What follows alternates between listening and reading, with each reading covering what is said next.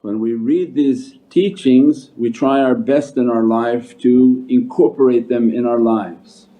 We do our tafakkur, we do our contemplation because everything it ties together. When Allah questions the servant, "Oh, I had so much difficulty in my life," for example, the question the servant wants to give, and Allah gives an answer through the energies and vibrations, because there's no being in the presence of the Lord Almighty.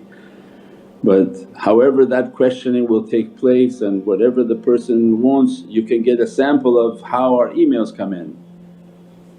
The overwhelming way of complaint, "Oh, this was difficult, oh this was that." We have excuses for everything. And Allah is giving to us in these hadiths, "Well, weren't you taught certain knowledges that I didn't give access to everyone, I gave that to you to sit there and to learn. Did you make your tafakkur? Did you make your contemplation? Did you try to reach towards these realities?" Maybe those would have saved you from all this that you complain about and all that you have distress and anxiety about.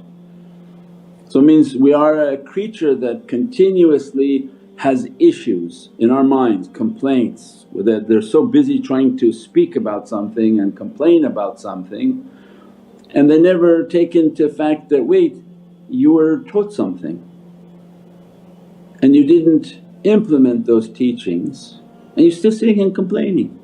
Complain about this, complain about that, complain about this, complain about that. But aren't you supposed to be the person who sits and meditates? Resolve your life through your tafakkur. Not making ourselves to be the speaker for shaitan, where shaitan whispers here and your mouth is then now a speaker for his, sitting and putting into your ear. And all your mouth represents is just the actions of shaitan, because he puts in the waswas, he puts in the complaints, he puts in everything bad, and your mouth is like a speaker for him. What Allah trained us in, make your connection, make your tafakkur, in which there is no complaint.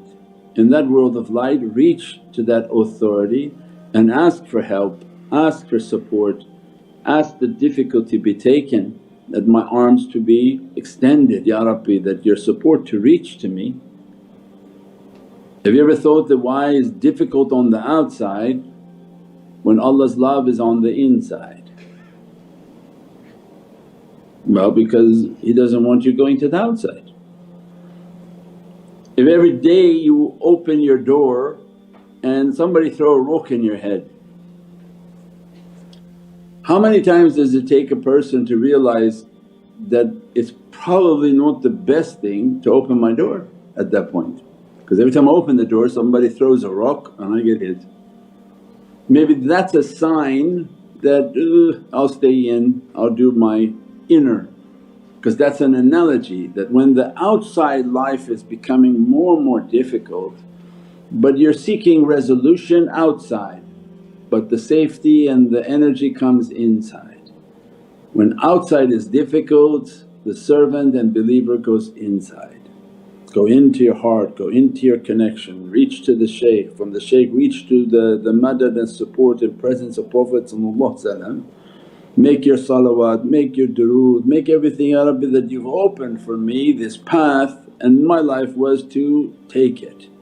I'm responsible for the time that I have that I've been given onto the path. I'm responsible for the teaching that the shaykh came to give to me. And that goes back to what the person asked the night before, that, "Oh shaykh, I don't have the big money and able to do many things as other students are doing and drawing near," and that's not correct because they don't understand the system. We have many servants of Allah that are supporting and they're not giving money but they're making everything to run. They give of their time and their effort. You have your ability, your time, in this hadith is describing. Did you give that to Allah? You have a mind and abilities and knowledges. Did you volunteer that to Allah? And those whom Allah gave them and wrote for them a big rizq is written for them. Those are the servants whom Allah will grant a rizq, an immense rizq maybe, and Allah will hold them to account that, why is that in your account when we wrote that for you, that this is supposed to be towards Sayyidina Muhammad. And there are many like that come and they fund the app, they fund the centres, they fund the milads.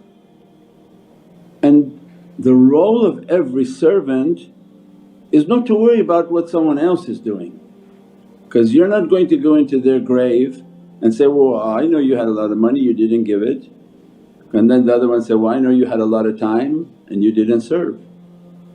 But the reality and the perfection of the tariqahs is the shaykh is a composer, a maestro, trying to bring out the best of what people have and give that to Sayyidina Muhammad.